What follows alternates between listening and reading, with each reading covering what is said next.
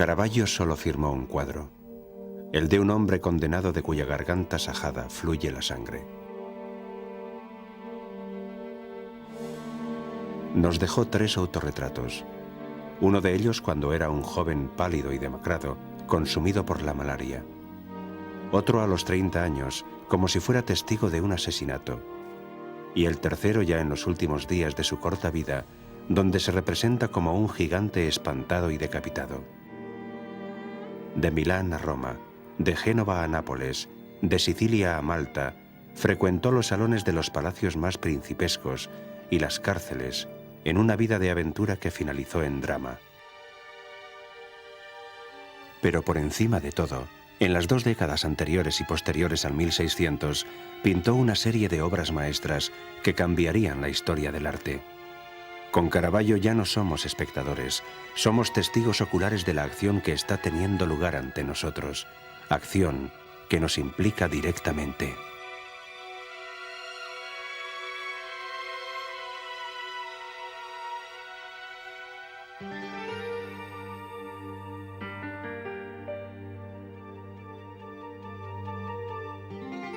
Milán 1571. Según los estudios más recientes, este es el año y el lugar de nacimiento del pintor. Al igual que la serpiente del escudo de armas del castillo, el poder del ducado de los Sforza se ha venido abajo. Tras muchas batallas, España domina las tierras de Lombardía. Milán pasa a ser una colonia del imperio de Carlos V y, posteriormente, de su hijo, Felipe II. En el castillo, convertido en cuartel, aquellas espléndidas fiestas cortesanas ofrecidas por Leonardo para Ludovico el Moro son un recuerdo lejano. Los baluartes y las murallas parecen representar el dominio militar sobre toda la ciudad. Rodeada por los poderosos muros españoles, Milán ya no es una ciudad-estado y pasa a ser administrada por un gobernador asignado por Madrid. El nombre real de Caravaggio era Michelangelo Merisi. Su padre, Fermo Merisi, era el administrador de las propiedades del Marquesado de Caravaggio, una ciudad en la provincia de Bérgamo. Esto explica por qué el pintor fue conocido por ese sobrenombre.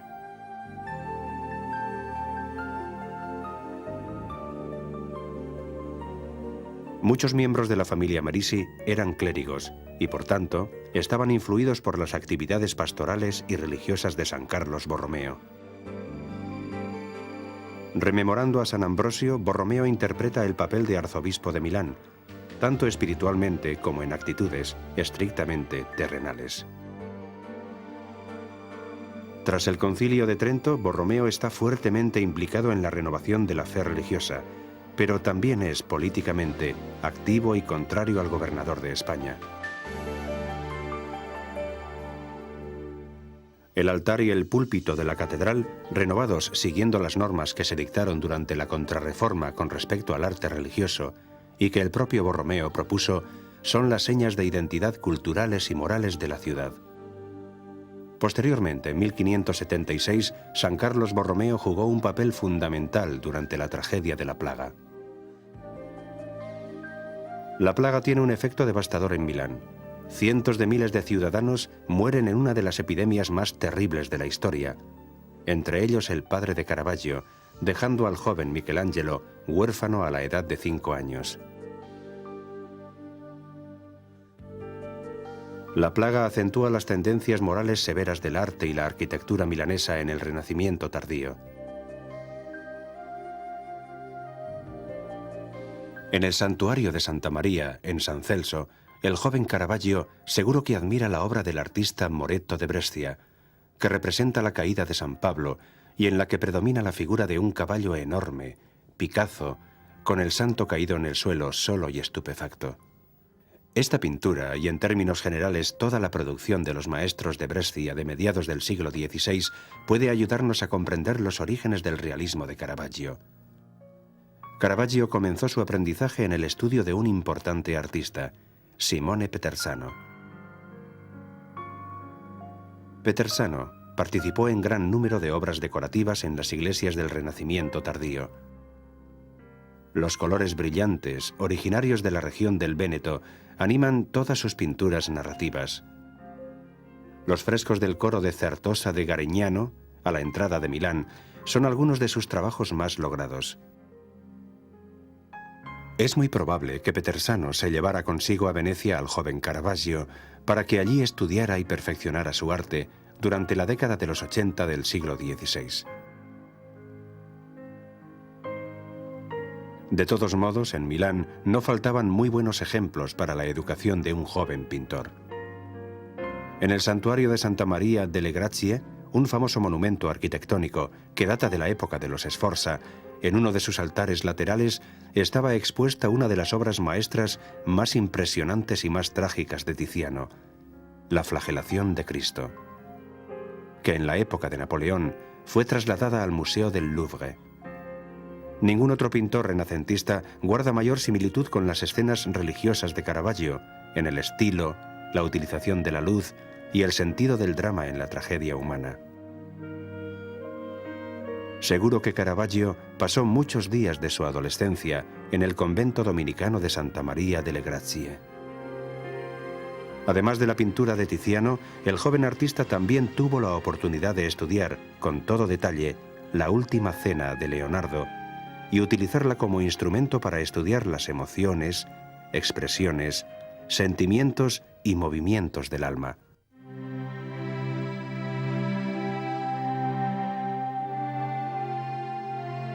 Poco después de cumplir 18 años, hacia 1590, Caravaggio abandona Milán y parte hacia Roma. Ya no volvería más a su ciudad natal. La ciudad eterna estaba atravesando un período de desarrollo urbano con edificios sorprendentes. La Renovatio Urbis, puesta en marcha por el Papa Sixto V, requería un auténtico ejército de escultores, decoradores y constructores. Había que llevar a cabo obras impresionantes, ampliaciones o renovaciones de las antiguas basílicas, la conclusión de San Pedro, la enorme obra de levantar los obeliscos egipcios en las principales plazas, una tarea dirigida por Domenico Fontana, el arquitecto favorito de Sixto V. Los primeros años en Roma son para Caravaggio más años de hambre que de fama. Los principios son difíciles, por no decir desastrosos. De momento vive muy lejos de los salones y palacios. Su lugar está en las tabernas inmundas, rodeadas por las ruinas de la antigua civilización y los escombros de los edificios nuevos. Eran los callejones de una Roma de segunda. Pendenciero y violento por naturaleza, pronto se ve envuelto en problemas con la ley. Caravaggio no se inspira en los modelos clásicos que Roma ofrece por decenas, sino que observa la vida en las calles y las tabernas y las representa con un profundo sentido de pertenencia. Este cuadro es un comienzo de una nueva época y supone el final del Renacimiento. Los tahúres engañan a un joven ingenuo y de buena familia.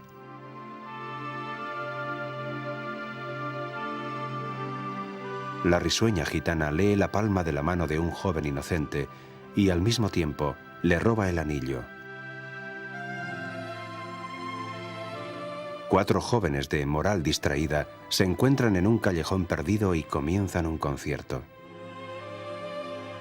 Un muchacho de pelo rizado pasa su primera adolescencia acarreando suntuosas cestas de fruta. Un joven pálido, anémico, tal vez el propio Caravaggio cuando tuvo malaria.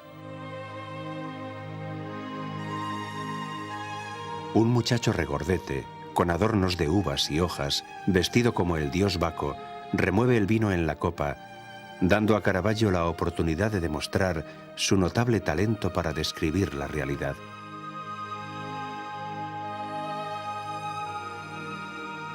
Finalmente, alrededor de 1596, la primera versión de La Cena de Emaús, ahora en Londres, con los rostros sorprendidos de los discípulos ante las revelaciones de Cristo, cuya figura lleva el sello explícito de Leonardo.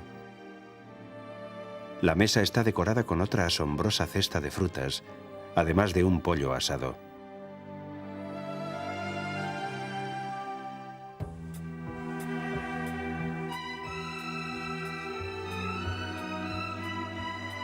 Aquí es donde los coleccionistas más importantes abren sus puertas a Caravaggio.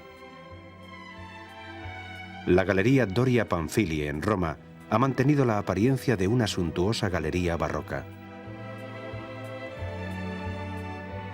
A los 25 años, después de que el cardenal del Monte reparara en él, Caravaggio deja las sombras de los callejones y entra en el opulento mundo aristocrático de mercantes y coleccionistas.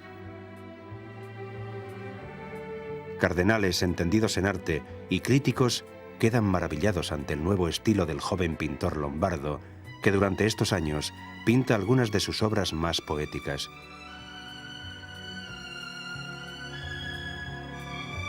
El reposo durante el viaje a Egipto, una de las pocas escenas pintadas por Caravaggio teniendo como fondo la naturaleza, bañada con la luz mágica del anochecer, en una suave y delicada mezcla de colores.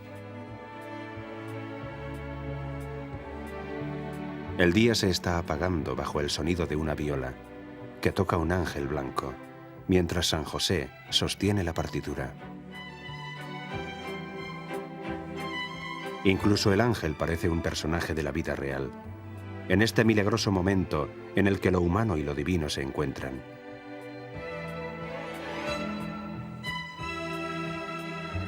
Lo humano y lo divino vuelven a encontrarse en la Magdalena.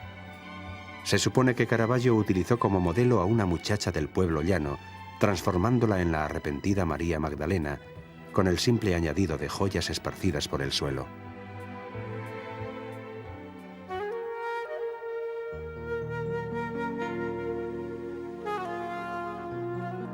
El año 1600 marca un cambio claro en el estilo de Caravaggio. Hasta ahora el artista había pintado exclusivamente lienzos de tamaño mediano, con pocas figuras y escasos temas religiosos. Ahora tiene una oportunidad completamente nueva: crear los enormes lienzos para la capilla de Matteo Contarelli en San Luigi dei Francesi. Los comienzos no son fáciles. La primera versión de San Mateo y el Ángel es rechazada porque se considera que su realismo es demasiado brutal, y el artista tiene que pintar una segunda versión más elegante, basada en el intercambio de gestos y miradas entre el evangelista y el mensajero celestial. En la escena de la llamada a Mateo, este aparece sentado ante una mesa larga, en una habitación vacía, entre los recaudadores y los guardias de corps.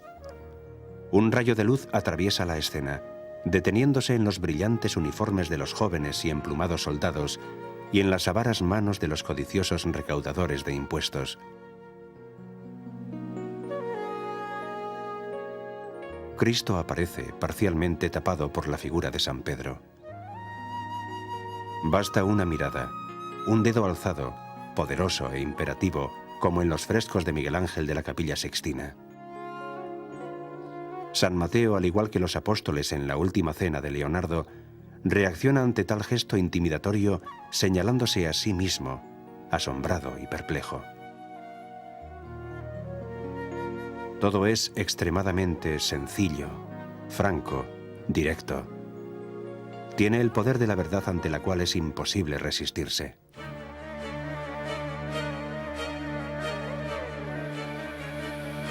El martirio de San Mateo es descrito como una ejecución brutal. El ejecutor irrumpe en la iglesia durante la misa y atraviesa al sacerdote con su espada. Este cae rodando por las escalinatas del altar. El asesino grita. San Mateo, en el suelo, gime. Un niño del coro escapa chillando.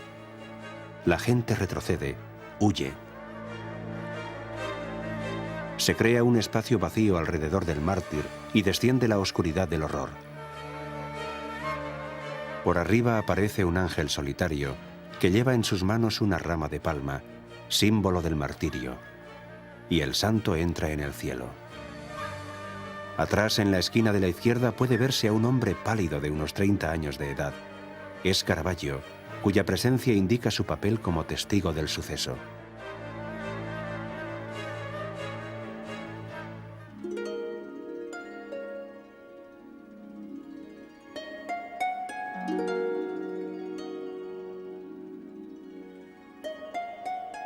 Los lienzos para San Luigi dei Francesi son un éxito. De ahora en adelante, Caravaggio se verá abrumado por innumerables encargos de retablos.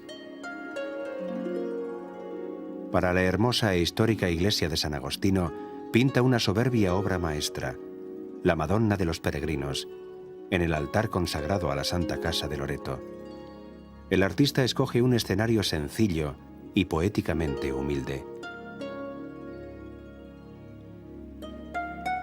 La Madonna es una mujer del pueblo llano, de cabellos oscuros, que lleva al niño en brazos y se apoya en el quicio de la puerta. De rodillas, temerosos y sobrecogidos por la emoción, hay dos ancianos peregrinos.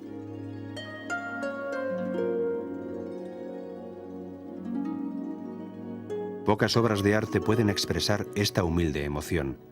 La intensa luz interior que brilla desde sus ropas sucias, harapientas, hasta sus pies sucios y desnudos.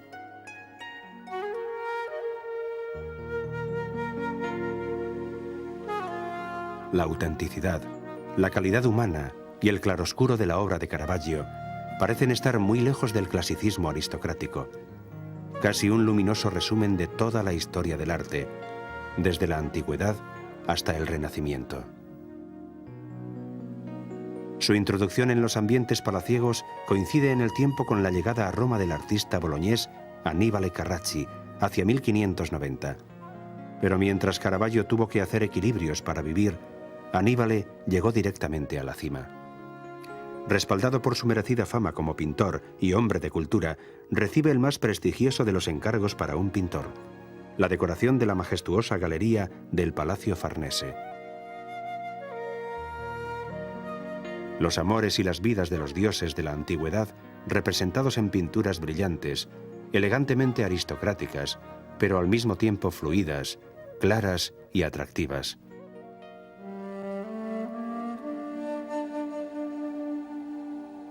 Tiberio Cherasi, propietario de una capilla en la iglesia de Santa María del Popolo, tiene el mérito de reunir dos estilos radicalmente diferentes.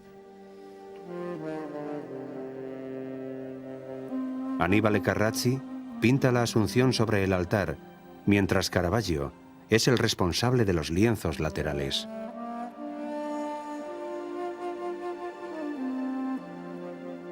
De nuevo, Caravaggio revoluciona totalmente la pintura de temas religiosos. Sus pinturas representan el final de las vidas de San Pablo y San Pedro, sin el acompañamiento de ángeles jubilosos. Estos son dramas humanos, profundamente místicos, porque son más concretos y tangibles. San Pablo no se cae del caballo en su camino hacia Damasco, al frente de una legión romana. El milagro sucede entre las sombras de un establo, observado por un solitario y anciano mozo de cuadra, mientras que el enorme caballo llena la escena casi por completo. Pero más pura y terrible es la crucifixión de San Pedro, con la cabeza colgando boca abajo. Nadie observa la ejecución. 3 guardias intentan levantar la cruz, y Caravaggio casi parece sentir piedad por esos infelices que deben realizar un trabajo tan duro y tan repugnante. Mientras tanto, San Pedro, con las manos y los pies clavados, mira a su alrededor con una expresión de aturdimiento, en busca de una señal imposible de socorro. La ascensión continúa. Para la iglesia de Santa María en Vallicella, un auténtico taller de artistas del barroco romano, Caravaggio pinta el monumental El entierro de Cristo, hoy en las galerías vaticanas.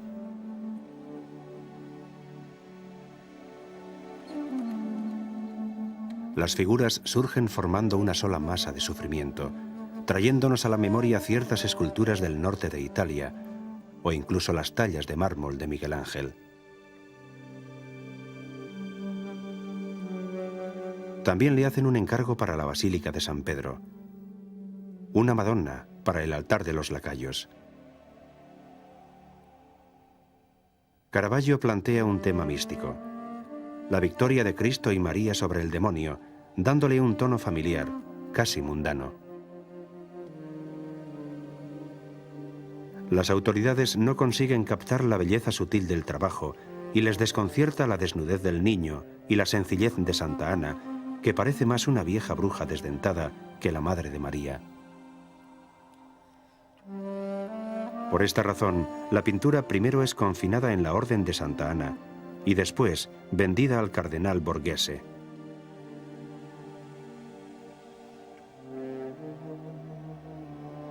(1606). Dos escándalos acaban con la carrera de Caravaggio en Roma. El artista tiene ahora 35 años y se ha convertido en un punto de referencia para los artistas europeos que visitan Roma, tales como Rubens. Pinta la muerte de la Virgen para el clero de Santa María de la Scala.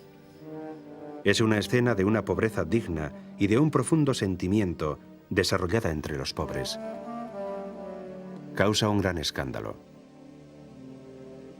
Parece que Caravaggio utiliza como modelo para la Madonna el cadáver de una prostituta que se había ahogado en el Tíber, y por eso María aparece lívida, hinchada y con los tobillos desnudos. La pintura fue injustamente rechazada, pero Rubens la compró y hoy está en el Louvre.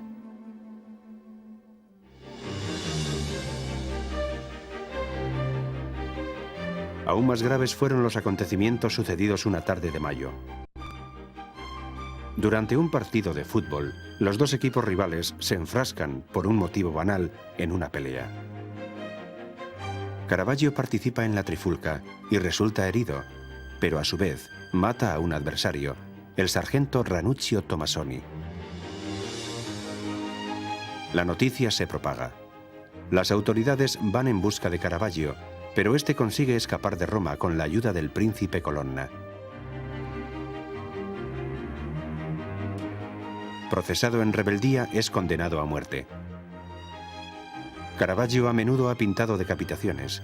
Ahora sabe que puede seguir el mismo destino.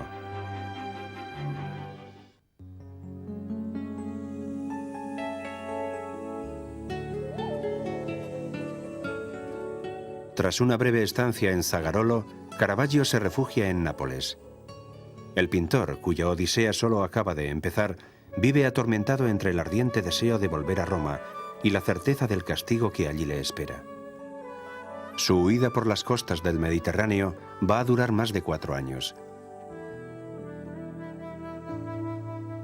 Al igual que Milán, Nápoles también está bajo el dominio de España. Era la ciudad más densamente poblada de Europa, la escena bulliciosa de la vida cotidiana y el espectacular escenario de una explosión de arquitectura, pintura y arte decorativos barrocos. Muy pocas obras de las que Caravaggio pintó en Nápoles han permanecido en sus lugares de origen. La más llamativa es el complejo retablo que representa las 7 obras de misericordia y que está ubicado en el rico interior de la comunidad del Pío Monte de la Misericordia.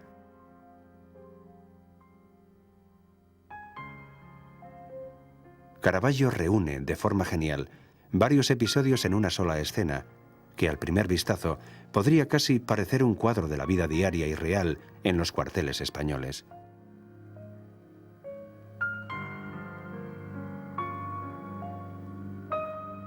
Sustentada por 2 ángeles acrobáticos, la Madonna sonríe en la parte inferior de la escena, que está especialmente llena de movimiento debido a la ausencia de un foco central.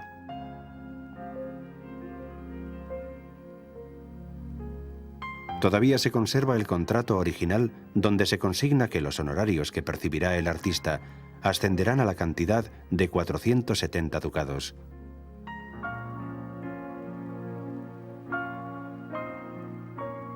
Otro trabajo característico de la primera estancia de Caravaggio en Nápoles, y que le ocupó todo el año 1607, es La flagelación de Cristo, creado para la iglesia de San Domenico Maggiore. Tal vez este trágico círculo de guardias, azuzando a Cristo, que está atado a un pilar y esculpido en sombras, contenga viejos recuerdos del retablo de Tiziano, que Caravaggio vio en Milán, siendo aún un muchacho. Después de realizar su última obra maestra, el artista pone rumbo hacia otro lugar. Le espera una prestigiosa estancia, pero de nuevo, termina dramáticamente.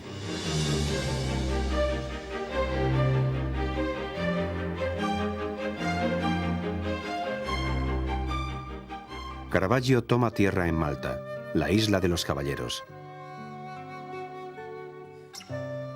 Arrojados de Rodas, que fue tomada por los turcos a principios del siglo XVI, los caballeros de San Juan transforman a Malta en una inmensa fortaleza. Las inconquistables murallas y los colosales bastiones defienden una isla que nunca será atacada y dan a su capital, La Valeta, una apariencia especial.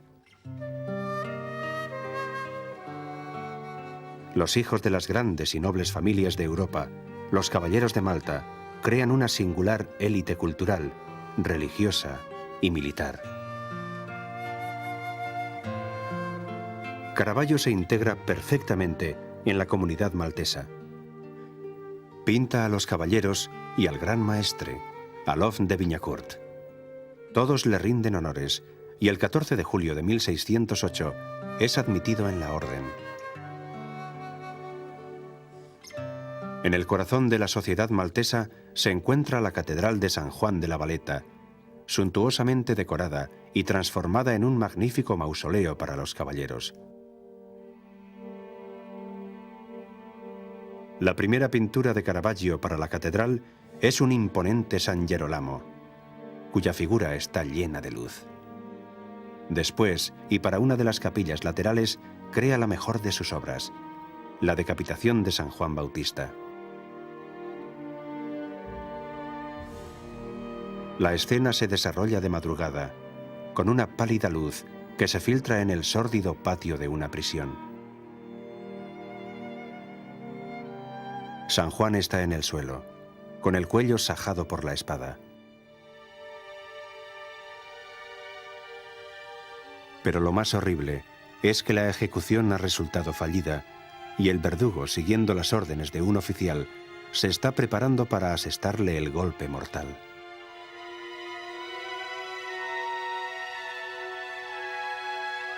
Dos mujeres horrorizadas preparan la piadosa tarea de recomponer el cadáver, mientras dos compañeros de cárcel observan desde una ventana.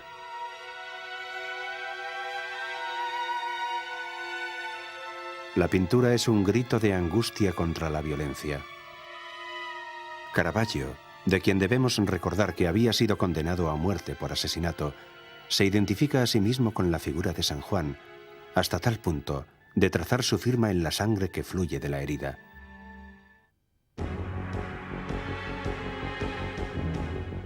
Una vez más, los acontecimientos se vuelven en contra de Caravaggio. Los caballeros se enteran de su anterior condena y le expulsan de la orden por ser un miembro hediondo y corrupto, tal como le califica la orden, y le encarcelan. Caravaggio, que ya tiene una gran experiencia en cárceles, se las arregla para escaparse y volver a embarcar, esta vez rumbo a Sicilia.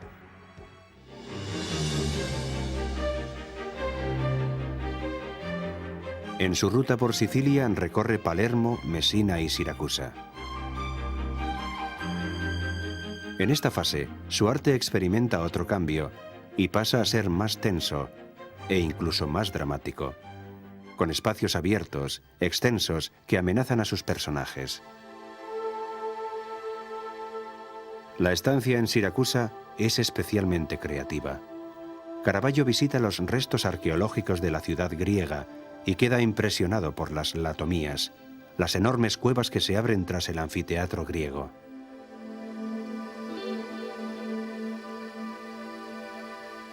Cerca de las latomías se encuentra la iglesia de Santa Lucía, para la que Caravaggio pinta un retablo impresionante y lleno de sentimiento, el entierro de Santa Lucía, que parece estar ubicado en las mismas cuevas de Siracusa.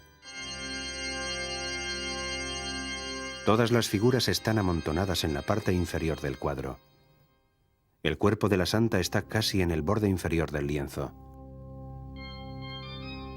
Toda la zona superior de la pintura es un espacio abierto, inmenso y misterioso, intenso y amenazador, como un destino silencioso sobre las cabezas de los hombres. Caravaggio pasa cerca de un año en Sicilia. En octubre de 1609, partiendo de Mesina, vuelve a Nápoles.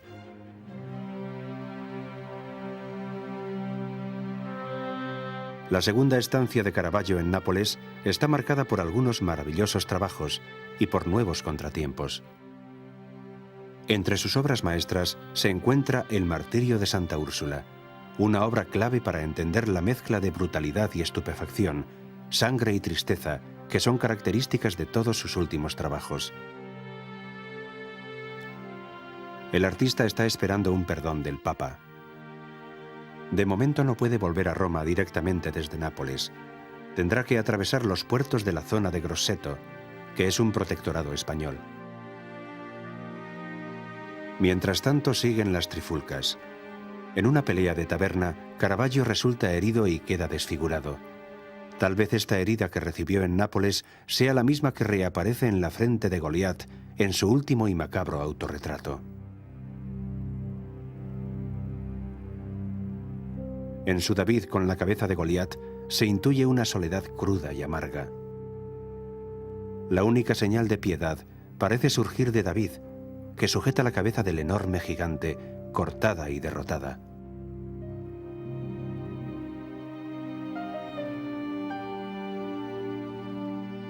Parece que el perdón del Papa va a ser inminente. Caravaggio se traslada a Porto École, y aquí el destino se vuelve contra él, por última vez. Es una ironía, pero él, el pendenciero, el asesino, es encerrado en la cárcel erróneamente. Le confunden con otra persona. Caravaggio permanece en prisión solo 2 días, el tiempo suficiente para demostrar su identidad, pero también el tiempo suficiente como para perder el barco que iba a llevarle a Roma y en el que ya había cargado todas sus pertenencias. Este es el último acto en la agitada vida de un genio, descrito por un contemporáneo suyo. Fuera de sí, corrió desesperadamente por la playa, bajo los ardientes rayos de sol, escudriñando el mar e intentando divisar el barco que se llevaba sus pertenencias. Finalmente llegó a un punto de la playa donde, debido a la fiebre, se derrumbó. A los pocos días, sin que nadie le echara una mano, murió miserablemente, tan miserablemente como había vivido. Caravaggio murió a la edad de 39 años, en las dunas de la Feniglia. Era el 18 de julio de 1610.